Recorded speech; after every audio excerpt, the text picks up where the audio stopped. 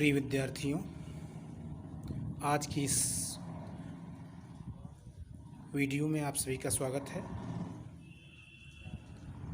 हम लोगों ने पिछले दिन सूरदास द्वारा रचित जो भ्रमर गीत प्रसंग है उसमें से 11 तक की व्याख्या पिछले वीडियो में देख लिया था, पिछले वीडियो में जान लिया था। अब हम लोग 12वां और अंतिम पद की व्याख्या आज हम देखेंगे, करेंगे। कह रहे हैं, अखिया हरि दर्शन की भूखी, कैसे रहत रूप रस रांची, ये बतिया सुनि रूखी। अवधि गनत इकटक मगजोवत, तब इतनो नहीं झूखी। अब यह जोग संदेशो सुनि सुनि अति अतुलानी दुखी। बारक वह मुख आन दिखावहु, दुहि पय पिबत पतूखी। सूर सुकत हठ नाव चलावत, ये सरिता है सूखी। तो कितना अच्छा ये पद आया भ्रमर गीत में। अखिया हरि दर्शन की भूखी। सूरदास जी लिख रहे हैं कि वो गोपिकाएं उद्धव से कह रही हैं कि हे उद्धव जी, ये जो हमारी आंखें हैं ये भगवान श्री कृष्ण के दर्शन की भूखी हैं। भगवान श्री कृष्ण का दर्शन करने के लिए लालायित हैं, इच्छुक हैं। कैसे रहत रूप रस रांची, ये बतिया सुनि रूखी। ये जो हमारी आंखें हैं भगवान श्री कृष्ण के रंग में, रूप रंग में, रूप रस में पग गई हैं, एकदम पूरी तरह से उन्हीं के रंग में रंग गई हैं, पग गई हैं, रच गई हैं। ये बतिया सुनि रूखी। और जो उनके अलावा आप निर्गुण ब्रह्म की उपासना का उपदेश दे रहे हैं, योग साधना का उपदेश दे रहे हैं, ये बातें हमारे लिए रूखी लग रही हैं, कड़वी प्रतीत हो रही हैं। अर्थात जो आनंद भगवान के श्री कृष्ण के प्रेम में है, भक्ति में है, वो आनंद निर्गुण ब्रह्म की उपासना में, निर्गुण ब्रह्म के प्रेम में, भक्ति में नहीं है। अवधि गनत इकटक मगजोहत, तब इतनो नहीं दुखी। वो गोपिकाएं उद्धव से आगे कह रही हैं कि जब ये आंखें भगवान श्री कृष्ण के आने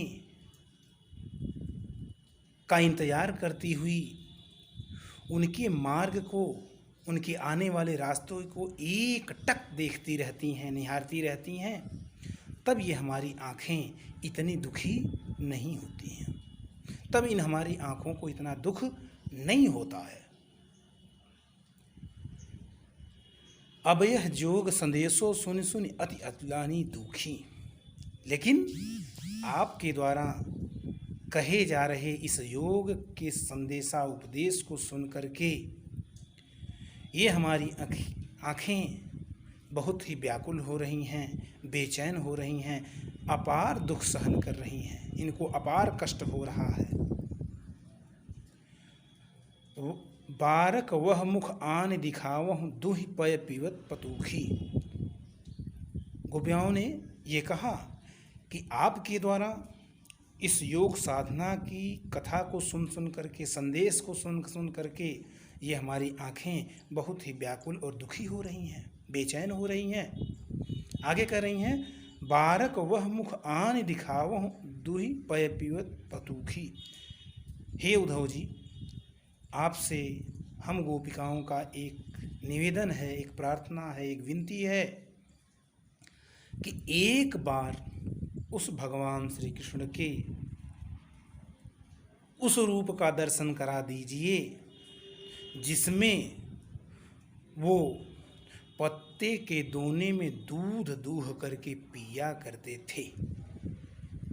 जब वो गोकुल में, वृंदावन में रहते थे तो ग्वाल बालों के संग रहा करके जंगल में पत्ते के दोने में गायों से दूध दूह कर पिया करते थे। उसी रूप का, उसी मुख का दर्शन एक बार हमको करा दीजिए। आगे क्या करेंगे गोपिकाएं? सूर सुकत हठ नाव चलावत ये सरिता है सूखी। गोपिकाएं लास्ट में कह रही हैं, सूरदास जी लिख रहे हैं, गोपिकाएं लास्ट में अंतिम में कह रही हैं कि आपके द्वारा हम गोपिकाओं को दिया जाने वाला जो योग साधना का उपदेश है, यह उसी प्रकार से है, उसी तरह से है जैसे सूखी हुई नदी की रेत में हठपूर्वक कोई मूर्ख व्यक्ति नाव चलाने का प्रयास कर रहा हो। सुकत, सुकत माने बालू या रेत। तो सूखी हुई नदी की रेत में हठपूर्वक यानी जबरदस्ती, जिद के कारण कोई मूर्ख व्यक्ति नाव चलाने का प्रयास कर रहा हो, ऐसे ही हम गोपिकाओं को आपके द्वारा दिया जाने वाला जो योग साधना का उपदेश है उसी प्रकार से लग रहा है। अर्थात हम सभी भगवान श्री कृष्ण के रंग में रंगी हैं, प्रेम में, भक्ति में पगी हैं, और उस भगवान श्री कृष्ण के भक्ति के अलावा, साधना के अलावा हम किसी दूसरे निराकार ब्रह्म की योग साधना या भक्ति नहीं कर सकती। तो इस प्रकार से इस पद में गोपिकाओं का वाक चातुर्य देखने को मिल रहा है, और इसी तरह से यह पद और सूरदास द्वारा रचित जो भ्रमर गीत सार है, भ्रमर गीत प्रसंग है, उसके सारे पद समाप्त होते हैं। आज के लिए बस इतना ही। तब तक के लिए शुभ दिन।